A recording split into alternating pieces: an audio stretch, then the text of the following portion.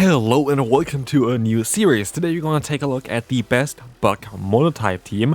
And of course, we're going to go through all different types. And we're going to try to rank them all, which type is the best for monotype teams, which type is the strongest, and we will see on how things gonna go. We're going to have here a very interesting team. Of course, it's going to be the series, so we have 18 videos coming up for this series, especially because the time was literally just perfectly right. As we have Great League available for the entire season, I don't really have to stress too much about it. I'm not sure. Maybe they all come back to back to back.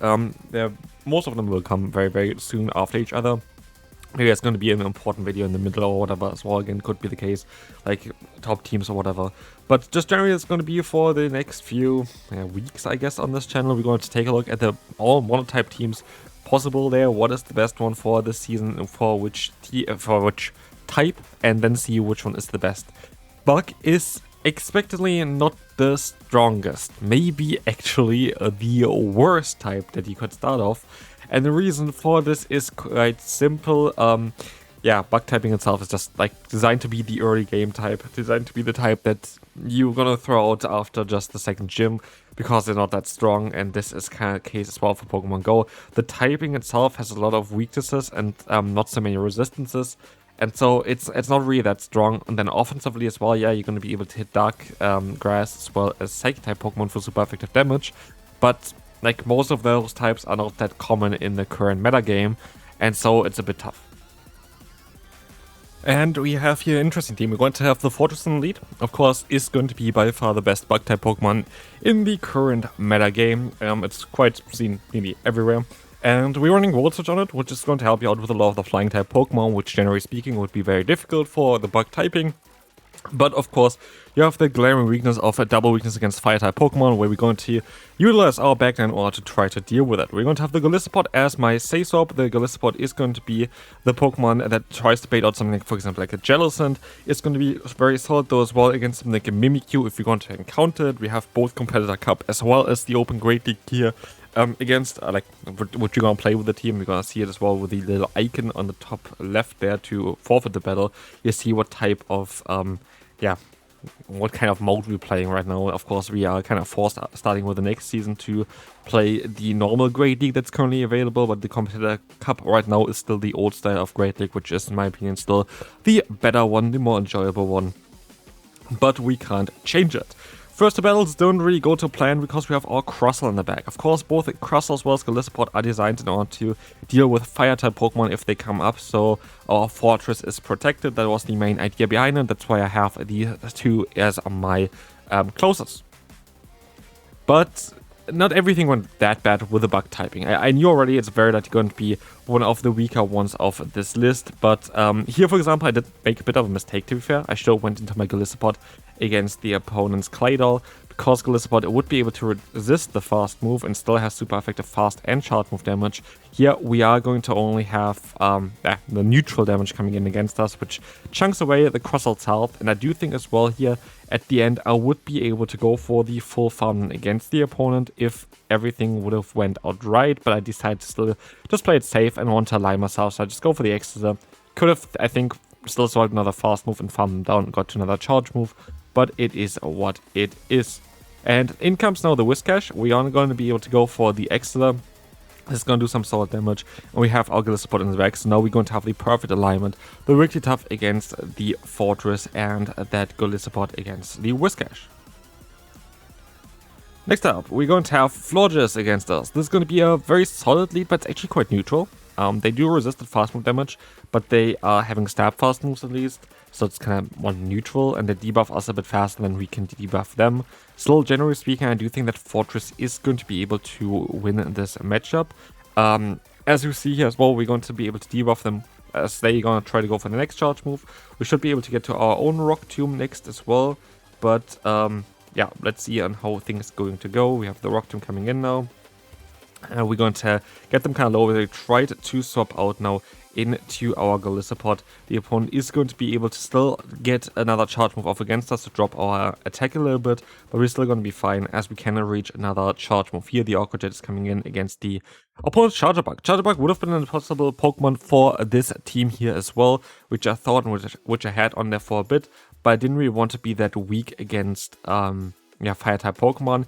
In hindsight, I maybe should have used this Pokemon and had like Fortress as my closer, this Pokemon as my safe swap, and then something like the Golisopod in the lead. Could have maybe been a bit better than what I had now here at the end. But yeah, as you're gonna see, there's going to be now the Excel coming through against the opponent from our Crustle. Crustle is actually really high ranked, by the way, if you didn't know that. Crustle is like, I think, close in the top 100 or whatever as non-Shadow, and there's a Shadow just barely under it. I kind of want to run the Shadow version because I just want to have a bit more power here. It's like not a bad Pokemon at all, but it just didn't really perform that well. It got recently access to the move Rock Wrecker, which really helped it out. Here we have the Dunsparce against our Golisopod. We're kind of getting walled a lot of times as well. But this is the thing as well. A lot of times the opponent Pokemon are just very good against bug types, but it means that bug type is just not very good in the current meta and really hasn't been dominating in any meta really. There was a time where Arachnid was really strong, when Walrein and Trevenant was around, but like that is now like 3-4 years ago. And that was like the only real bug type that was dominating. Now, yeah, Fortress kind of is very strong, very common, but it's not really usually running a bug type moves currently. Volt Switch is kind of preferred in a lot of cases because it's a bit more neutral and allows you to get to those charge moves a bit faster.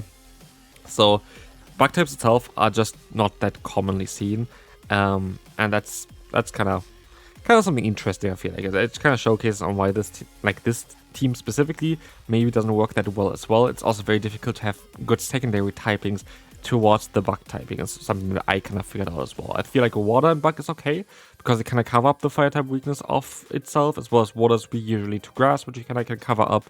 Where like that's no right typing, and then you have of course bug and steel where you only have that fire typing, but anything else kind of really struggles a lot. I feel like I think Bug and Dragon would have been a very cool type if it was available, but of course there's no Bug and Dragon type Pokemon in Pokemon just generally, and so it's a bit tough. Here, again, I don't know if we actually won a battle yet at this point.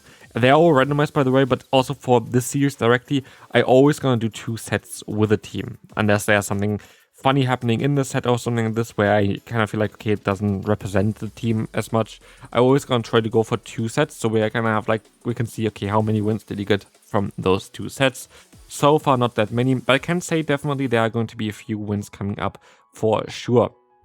We're going to have now the opponent's Diggersby going in, Fire Punch coming through. We can try to go for an Awkward Jet. Here, this is going to allow us to get them kind of lowish. We have another charge move coming through. This is going to be fine. This is going to allow us to get the KO.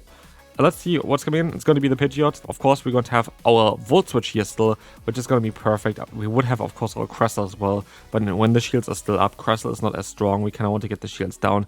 They're revealing that they're actually running Heat Wave, which is a tough one for us, because what we have to do now is we have to go into our Crustle, we debuff them first, try to go for fast move pressure. We have to let the move go through. Our win con is the Fortress at the end of the day here, because we need to get rid of the Pidgeot still, but they still have 2 shields remaining. I tried to see Impeta here. I don't think it worked out. I think they're still, yeah, they didn't go for the move straight away, and I'm forced to let the move go, because if I don't, the opponent is just going to be able to Heat Wave me, and I didn't really want that. And so I can go for the Sand Tomb, trying to just get damage immediately against the opponent's Quagsire, which they're going to let go, and they're gonna stop, so their both debuffs are going to be now cleared. I can get the full farm down done here, as Heatwave would get shielded anyway, but I know that the opponent's Quagsire has most a charge move stored. I tried to go for the Rock Tomb first, but that didn't work out, and so the Stone is going to knock us out, and yeah, we're gonna move on to the next opponent. Okay, can we finally take a look at a win or something with a Bug-type, Mono-type team? It's of course a bit of an awkward team to start with for the series. I think there are quite a few teams, and I actually did a few more battles with other teams already. There are definitely going to be some teams that are a bit more interesting and a bit stronger. Like Bug-type is very likely one of the lowest ones of the list. I can spoil it already. We are more than halfway through the video so far. It's one of the more difficult ones to get wins with for sure. But there are other types that I'm more interested in. For example, like the next one's going to be the Dark typing, because we go based on the alphabetic order. But then we have Dragon types, and Dragon types are known to be very strong. but mainly in like higher leagues, so I'm curious on how they're going to work out. But then Fairy type's going to be very strong and very interesting. I think Water type might be the number one, because there's so much variety for Water types, and they're very, very nice defensively, which is important for Pokemon Go. We have, yeah, Steel type could be very good. Like, there are a lot of good Steel type Pokemon around. So, like, you see there's quite a lot of different variety that you could run, and that could be very interesting. So, I'm curious on how this series is going to kind of change as well, because there are going to be a lot of different teams coming up here. There are a lot of different types that are coming up. They're going to be very interesting, so stay tuned for that. Anyhow, we're going to have here the Gastrodon, and this might be actually our first win here, because it's only Gastrodon left. I can go for the Rock Tomb. I'm not going to risk anything here. We're going for an extra fast move, even though I think I could have. I got them very, very low, and I get the Phantom off. And this should seal the deal, because I have a Charge Move stored on my Crossel. Crossel wins CMP tie against Gastrodon. I'm nearly guarantee this, but actually we can just Volt Switch them down and we can win the battle. So next up, we're going to have the Mantine. That's actually really good for us. In comes Stunfisk, that's okay for us. I go for the Phantom here early, just now to try to get the debuff onto them, so I can swap out into my Gliscopod, and yeah, I should be able to maybe speed at the same time as they do for the first one. I do think that would speed me for the next ones afterwards though, but I still should be okay. I don't know, we see. We have here the Aqua Jet coming through. They're actually going to let the move go, and with that we can knock them out. They can get some energy on their own Mantine, but not before I reach another Aqua Jet, which does a little bit more damage, I think, than the extra. I think 5 more damage total. And here, this is going to get them at least kind of low. We're going to have the swap out into the Fortress now. This is going to be fine. I can let the move go. This is going to be the Water Pulse coming through. And we're going to try our best to get the opponent to a position where we can win this battle. Can we win against a Diggersby? I will let the first move go, hoping that they're not going to go straight for the Scorching Sands and rather go for the bait. They didn't. They go straight for the Scorching Sands, which is going to be a bit more awkward, because I am forced to use my Crustle here in order to do damage with against the Diggersby, because my other Pokemon, of course, can't really. And so it's a bit more awkward, but look at how this play is going to turn here. You're going to have the Fire Punch coming through, in comes the Mantine. This is really, really bad for me. But what I can do is I can try to catch the next Twister. And that's exactly what I'm trying to do, and it works out beautifully. I even get the free fast move off here against the opponent. Twister is going to be resisted damage. I can get some energy in. With it, I have a Charge Move stored here. I can go for the debuffing move as well. The Phantom is coming in, and this is going to look now a little bit better. But can we actually get the shield from them by going for another Phantom? They cannot shield themselves, to be fair. Like, they shouldn't go for the shield here. They don't go for the shield. They can go for the full farm, I thought, but they go for a charge move here against us first. And with that, we're going to sadly lose this battle as we... Wait, they go for a free fast move here. I don't know why they did this. I think they had a charge move start already. But like this, I'm going to be able to win this battle, because I can go for the back-to-back Exeter in order to get a DKO against the Diggersby, and we can move on to the next opponent. We have the Electrode coming in here, and honestly, I didn't realize it at this time. I should have just went into my Crustle immediately, because Crustle actually is going to be able to do super effective fast move damage and just kind of... Like, I could have just got so much energy out of here, used 2 shields, and I would have been able to get my shields basically back against the opponent anyway. Like this, I'm going to use my 2 shields, but I don't actually have enough to get those 2 shields back. And I used some energy off my Fortress, which was not ideal. It just wasn't ideal at all. And now I thought, okay, there's no way that they're not going to shield this one, so I'm going to go for the bait. The Extra is coming through, and it still hurts a lot, but I didn't really want this to land. But I'm going to be able to get a free Volt Switch in here, which is going to be nice against the opponent's Licky. I can get the Rock Tomb off. That's what I... Okay, never mind. This is bullshit. Like, I would have been able to get the Rock Tomb off there immediately. But we are in a new system, and the new system doesn't work whatsoever. So, hey, that's fantastic. I would have most likely won the battle. I do think I would have won the battle. I either got the shield there, and I could have got another shield, or, like, whatever. Like, I had a way better position for myself there if it wasn't for whatever was going on there. I just don't like on how the new system is still so bugged. Against Meloma, I stopped out of here. I should have maybe stayed in, actually, but I have a really good answer in the back, and Celio is not an answer for Gliscopod. Gliscopod is the answer for Celio, so I don't know why they did this. Yeah, they're gonna have to go for Body Slam here, and they need to go for 2 in order to deal with us. So I will get the shield back, which is great. They will very likely be able to just go for back-to-back Body Slam now, which is fine. But I get a ton of energy on my lead, and I'm okay with that as well. So, like, I'm actually in an okay spot. I'm okay here. I can just go for the full farm down. Just go for 2 moves here. with the Crossel, the Crossel comes in here now against the Melamar subs in. I can go for the full farm down, and I should be able to come out of this matchup with more than one shard move stored. And where this is actually important, also very smart play to go for superpower, so we don't get as much farm. This is important against the Celio, because I would need to outspeed them before they get to a Surf. Let's see if it's going to work out. They're going to let the move go through anyway. In the back is going to be Empoleon. I can go for the Rock Wrecker. This is going to be a Waterfall Empoleon. Let's see if they're going to let the move go. They shield the move up. More surprised, to be fair, about this. But I am going to be able to go for the Sand Tomb, and I can just go ahead and go for the full farm down against the opponent.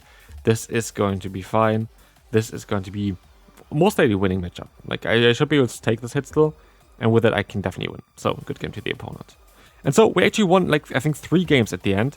And for me, that makes it actually still at least a C-tier pick for myself. Because I do think, yeah, maybe see even, like, worse teams coming up. But we have to see. Hopefully you enjoyed it. If you did, feel free to leave a like, and we'll see you then. Bye-bye.